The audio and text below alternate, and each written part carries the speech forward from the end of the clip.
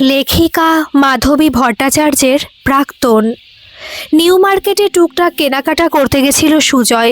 মেয়ে সে তার জন্মদিন আর 2 সপ্তাহ পরেই। মেয়ের বায়নাতেই কিছু কেনাকাটা করতে এসেছিল। ঈশিতাও সঙ্গে এসেছে।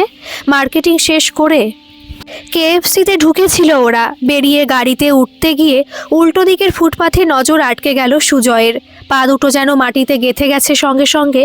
ফুটপাথের দোকানে মন দিয়ে বাচ্চাদের জামাকাপড় দেখছে যে মহিলা, ওকে সে চেনে। এতদিন বাদে দেখেও চিনতে কোনো ভুল হয়নি। এই মুখ কি কখনো ভুলতে পারবে? মিথিলাকে এত বছর বাদে দেখেও বুকে সেই আগের মতোই কাঁপুনি। বুকটা ধড়াস করে উঠেছে। কেমন আছে মিথিলা?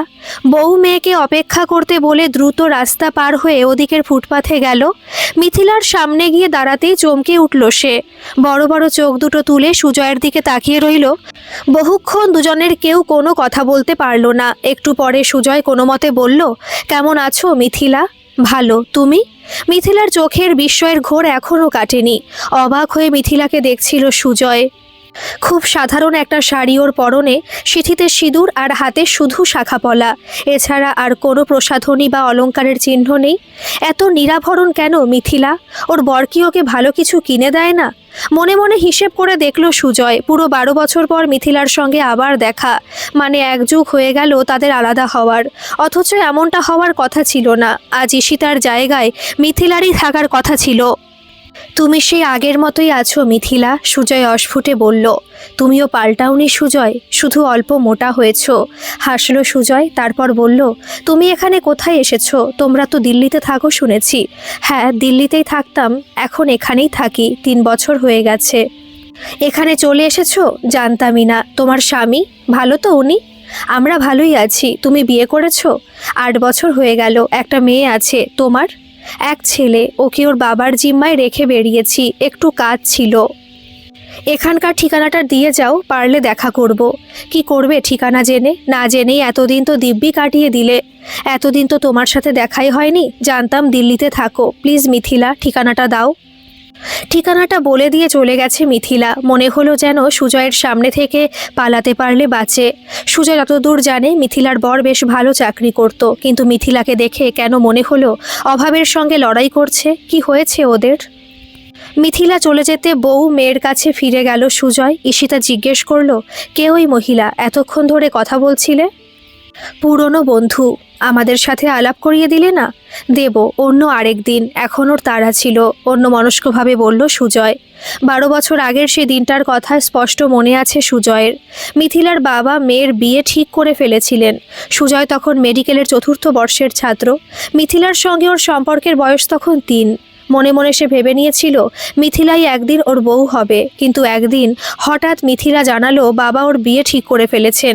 কাঁদো কাঁদো গলায় বলেছিল, তুমি কিছু করো সুজয়, বিয়েটা আটকাও। আমার ব্যাপারে তোমার বাবাকে কিছু জানাওনি? বাবাকে তুমি জানো না, কিছুতেই তিনি রাজি হবেন না। তুমি কিছু একটা করো। মিথিলা কেঁদে ফেলেছিল। মিথিলার বাবার সাথে গিয়ে দেখা করেছিল সুজয়। নিজের পরিচয় দিয়ে বলেছিল মিথিলাকে বিয়ে করতে চায়। কিন্তু সুজয়ের পরিচয় জেনেই তিনি ক্ষেপে উঠলেন। কোন সাহসে তুমি আমার মেয়েকে বিয়ে করতে চাইছো? তোমরা যতই পড়াশোনা করো, যতই ডাক্তার বদ্যি হও, আমাদের সমান কখনো হতে পারবে না। তোমরা যে নিচে ছিলে সে নিচেই থেকে যাবে আজীবন। কারণ নিচু জাতের মানুষের মানসিকতাও নিচুই হয়। অপমানে মুখ কালো হয়ে গেছিল সুজয়ের। অবাক হয়ে ভেবেছিল মানুষ হয়ে মানুষেরই প্রতি এত ঘৃণা ওনার মনে। মিথিলার মুখ লাল হয়ে উঠেছিল। তুমি চলে যাও সুজয়, আমার জন্য তোমাকে অপমানিত হতে হচ্ছে। তুমি চলে যাও, আর কখনো এসো না। সেই যে বেরিয়ে এসেছিল সুজয়, আর মিথিলার সাথে ওর দেখা হয়নি। অনেক চেষ্টা করেছিল মিথিলার সাথে দেখা করার জন্য। একদিন শুনল বিয়ে হয়ে গেছে মিথিলার। বিয়ের পর দিল্লিতে চলে গেছে। ওর নতুন সংসারে কোনো অশান্তির জন্ম দিতে চায়নি সুজয়, তাই মিথিলার সঙ্গে আর যোগাযোগের চেষ্টা করেনি। এখন এত বছর বাদে মিথিলাকে দেখতে পেয়ে পুরনো কষ্টটা আবার ফিরে এসেছে। কদিন বাদে মেয়ের জন্মদিনের জন্য মিথিলাকে নিমন্ত্রণ করতে গেল সুজয়। ঠিকানা তো সেদিন মিথিলা দিয়েই গিয়েছিল। ছোট্ট একটা গলির ভেতরে সাদা দোতলা বাড়িটার গেটের সামনে দাঁড়িয়ে ইতস্তত করছিল সুজয়। বাড়ির ভেতর থেকে এক টাকমাথা ভদ্রলোক বেরিয়ে এলেন। কি চাই? অবিনাশ চ্যাটার্জি কি এখানেই থাকেন? সে আমার ভাইপো, তার কাছে এসেছেন? হ্যাঁ, একটু কাজ ছিল ওনার সাথে। দোতলায় 2 নম্বর ঘরে চলে যান, ওরা ওখানেই থাকে। ধীরে ধীরে সিঁড়ি ধরে দোতলায় উঠল সুজয়। চারপাশ থেকে অনেক বাচ্চার গলার আওয়াজ পাওয়া যাচ্ছে। প্রচুর লোক থাকে এই বাড়িতে মনে হচ্ছে। 2 নম্বর ঘরে দরজায় টোকা দিল সুজয়। সঙ্গে সঙ্গে দরজা খুলে গেল। সামনেই দাঁড়িয়ে আছে মিথিলা। ওকে দেখে মিথিলা হা হয়ে গেল। ভাবতেই পারেনি বোধহয় সত্যি সত্যি চলে আসবে সুজয়। কি হলো, ভেতরে আসতে বলবে না? দরজা ছেড়ে দিয়ে সরে দাঁড়ালো মিথিলা। ভেতরে ঢুকে চেয়ারে বসলো সুজয়। মাঝারি মাপের ঘর, আসবাবপত্রে ঠাসা। ও পাশে বোধহয় আরেকটা ঘর আছে। ঘরের চারদিকে অভাবের ছাপ সুস্পষ্ট, অথচ এমন হওয়ার তো কথা ছিল না। তোমার বর আর ছেলে কোথায়? একটু বাইরে গেছে, এখনই চলে আসবে। তোমরা এখানে কেন মিথিলা? তোমাদের এই অবস্থা কেন? তোমার বর তো বড় চাকরি করতেন শুনেছিলাম। সুজয় ব্যথিত গলায় বলল। সে অনেক কথা সুজয়, নাই বা শুনলে? তুমি আমাকে মন থেকেও দূর করে দিয়েছো মিথিলা। তোমার বাবা আমাদের সম্পর্ক মেনে নেননি বলে আমরা এক হতে পারিনি। তুমি আমার চোখের বাইরে ছিলে বটে, কিন্তু মনের বাইরে কখনো নয়। সুজয় ব্যাকুল গলায় বলল। মিথিলার শুকনো ব্যবহার ওর বুকে কাটা হয়ে ফুটছে। পুরনো কথা থাক না সুজয়। কেন থাকবে? আমি জানতে চাই তোমাদের এই দুর্দশা কেন হলো। অবিনাশের সাথে আমার বিয়ের খবরটা নিশ্চয়ই পেয়েছিলে। এরপর আমি দিল্লি চলে যাই। বাবার পছন্দের সুপাত্র যে নেশার দাস, সেটা তখনই জানতে পারলাম। কোনো বদ নেশা নেই যেটা অবিনাশ করতো না। নেশার পেছনেই সব টাকা উড়িয়ে দিত। আমি কিছু বলতে গেলে বিশ্রী ঝগড়া করতো, এমনকি গায়েও হাতও তুলেছে কতবার। এর মধ্যেই বাবাইয়ের জন্ম হলো। বাবা হয়েও শোধরালো না অবিনাশ। তারপর? রুদ্ধশ্বাসে প্রশ্ন করল সুজয়। তারপর আর কি? উচ্ছৃঙ্খল জীবনের খেসারত দিতে চাকরিটা একদিন চলে গেল ওর। বাবা বারবার চেয়েছিলেন আমাকে নিজের কাছে নিয়ে যেতে। দুঃখ করে বলেছিলেন আমার জীবনটা নষ্ট করে দিয়েছেন, আমি যেন তার কাছে ফিরে যাই, কিন্তু আমি যাইনি। মিথিলার দাঁড়ানোর ভঙ্গিতে ফুটে উঠছে কাঠিন্য। বোঝা যাচ্ছে বাবাকে সে মাফ করতে পারেনি। ভদ্রলোকের সামনে পেলে সুজয় জিজ্ঞেস করত, জাতের দোহাই দিয়ে মিথিলাকে সুজয়ের থেকে কেড়ে নিয়ে কি পেলেন তিনি? তার পছন্দের উচ্চ বংশের ছেলে কি দিতে পারল মিথিলাকে?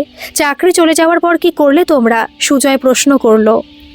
এখানে এই বাড়িতে এসে উঠলাম। এই বাড়িতে অবিনাশদের বাবা কাকা জ্যাঠার যৌথ পরিবারের বসবাস। যদিও এখন হাড়ি আলাদা। এখানে আসার পর থেকে পাল্টেছে অবিনাশ। আর নেশা করে না, নিজেকে শোধরাতে চাইছে মনে হচ্ছে।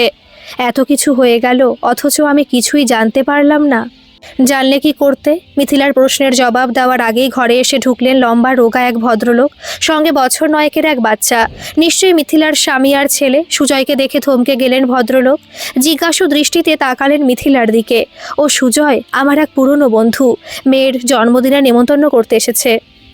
হাত তুলে নমস্কার করলেন ভদ্রলোক। বাচ্চাটা বড় বড় চোখে দেখছে সুজয়কে। অবিকল মিথিলার মতো দেখতে হয়েছে। সুজয় হাত বাড়িয়ে বাচ্চাটাকে কাছে টেনে নিল। কি নাম তোমার বাবু? অর্ণব চ্যাটার্জি। রিনরিনে গলায় উত্তর দিল অর্ণব। তুমি কে? অবাক অর্ণবের পাল্টা প্রশ্ন। সত্যি তো, সুজয় কে? কি বলবে সে? হেসে বলল, আমি তোমার একটা আঙ্কেল। কেমন? আচ্ছা, ঘাড় হেলালো অর্ণব। মিথিলা চা করতে গেছিল। অবিনাশ কথা বলছিল টুকটাক। কথায় কথায় বলল, আপনার কাছে কোনো ভালো কাজের সন্ধান আছে? একটা সময় নিজের দোষে সব কিছু হারিয়েছি, এখন আবার সব ফিরে পেতে চাই, কিন্তু কেউ সেই সুযোগ দিচ্ছে না। অনেক চেষ্টা করেও একটা কাজের সন্ধান পেলাম না। মিথিলার কাছে শুনেছি, আমি দেখব কিছু করা যায় কি না। মিথিলা আপনার কবেকার বন্ধু। আপনার এই বান্ধবীর মতো মেয়ে খুব কম দেখেছি। কত কষ্ট দিয়েছি, তবু ছেড়ে যায়নি আমাকে। সব সময় চেষ্টা করেছে আমাকে ঠিক পথে ফিরিয়ে আনতে। ও আমার জীবনে না থাকলে কোথায় যে ভেসে যেতাম। বুক টনটন করছিল সুজয়ের। সে কি জানে না মিথিলা কেমন মেয়ে? তার দুর্ভাগ্য যে মিথিলাকে পায়নি। যে সৌভাগ্যে তার অধিকার ছিল, সেই সৌভাগ্যের গল্প এখন অন্য কারো থেকে শুনতে হচ্ছে। জোর করে মুখে হাসি টেনে বলল, মেডিকেলে পড়ার সময় আলাপ হয়েছিল ওর সাথে। বছর 3 পরে বিয়ে হয়ে দিল্লি চলে গেল, তাই যোগাযোগ থাকেনি। সেদিন রাস্তায় দেখা না হলে তো জানতেই পারতাম না আপনারা এখন এখানেই থাকেন। হ্যাঁ, ভাগ্যিস পৈতৃক বাড়িটা ছিল। টুকটাক কাজ করে কোনো মতে সংসার চালাচ্ছি। মিথিলার গয়না প্রায় সবই বিক্রি করে দিতে হয়েছে সংসারের চাহিদার যোগান দিতে। আপনি কি একটা ভালো কাজ দিতে পারবেন আমায়? ভদ্রলোকের গলায় হাহাকারের সুর। মিথিলা চা নিয়ে এসেছিল, এবার বিরক্ত হয়ে বলল, কি শুরু করেছো? ও কোথা থেকে তোমাকে কাজ দেবে? চুপ করো, ওকে বিরক্ত করছো কেন? বিরক্ত হব কেন? আমি দেখছি কিছু করা যায় কিনা। সুজয় ব্যস্ত হয়ে বলল। মিথিলা জবাব দিল না। ওর মুখে বিরক্তির ছাপ। চা খেয়ে উঠে পড়ল সুজয়। মিথিলার দৈন্য দশা বিচ্ছিল ওকে। সুজয়ের তো কোনো কিছুরই অভাব নেই, অনেক কিছু দিয়ে ভরিয়ে দিতে ইচ্ছে করছে মিথিলাকে, কিন্তু মিথিলা কি নেবে? আত্মসম্মান বোধ বরাবরই প্রখর ওর। যাওয়ার আগে অর্ণবকে কাছে ডেকে ওর হাতে 2,000 টাকা ধরিয়ে দিল সুজয়। তোমার যা ইচ্ছা কিনে নিও বাবু। আর দাঁড়ালো না সুজয়, তরতর করে সিঁড়ি দিয়ে নেমে এলো। বাইরে দাঁড় করিয়ে রাখা গাড়িতে উঠতে যাবে তখনই পেছন থেকে মিথিলার গলা শুনতে পেল, সুজয় দাঁড়াও। ফিরে দাঁড়ালো সুজয়। মিথিলা 2,000 টাকা সুজয়ের হাতে ধরিয়ে দিয়ে বলল, এই টাকাটা তুমি ফিরিয়ে নিয়ে যাও, তোমার কাছ থেকে ভিক্ষে নিতে পারবো না। এটা ভিক্ষে নয় মিথিলা, আর্তনাদের সুরে বলে উঠল সুজয়। তবে কি ওটা সুজয়? তোমার ছেলের জন্য উপহার। 2,000 টাকার মহার্ঘ উপহারের দরকার নেই আমার ছেলের, দারিদ্র্যের সঙ্গে অভ্যস্ত হতে দাও ওকে। এভাবে কথা বলছো কেন মিথিলা আমার সাথে? আমাকে কি একেবারেই ভুলে গেছো? আমার প্রতি কি একটুও ভালোবাসা বেঁচে নেই তোমার মনে? বলতে বলতে গলা ধরে এলো সুজয়ের।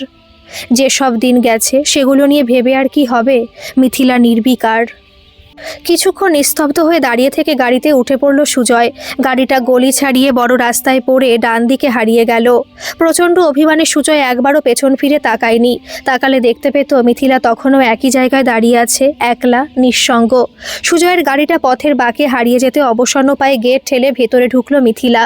সুজয় খুব দুঃখ পেয়েছে, কিন্তু ওকে ভালোবাসে বলেই তো ওর কাছে ছোট হতে পারবে না। ভালো থাকুক সুজয়। মিথিলাকে মনে নাই বা রাখলো। সুজয়ের বুকের ভেতরটা দুমড়ে মুচড়ে যাচ্ছিল। কতটা বদলে গেছে মিথিলা। সময় কি এতটাই নিষ্ঠুর প্রিয়জনকে এভাবে বদলে দেয়? কই, সুজয় তো বদলায়নি। মিথিলা যেমনই হোক সুজয় ওকে সাহায্য করবেই। অবিনাশের জন্য একটা ভালো চাকরির সন্ধান করতেই হবে। ডাক্তারি জীবনের এই কটা বছরে অনেক প্রভাবশালী ব্যক্তির সাথে পরিচয় হয়েছে। তাদের কাউকে ধরলে ঠিক কিছু একটা হয়ে যাবে অবিনাশের। মিথিলার জীবনে সুখের বেসাতি করে দিয়ে তবে নিশ্চিন্ত হবে সুজয়। মিথিলার মনে সুজয় নাই বা থাকলো, সুজয় তো একবারও ভোলেনি ওকে, কখনো ভুলবেও না। গল্পটি কেমন লাগলো অবশ্যই কমেন্ট করে জানাবেন, আর ভালো লাগলে একটা সাবস্ক্রাইব করে আমার পাশে থাকবেন। ধন্যবাদ।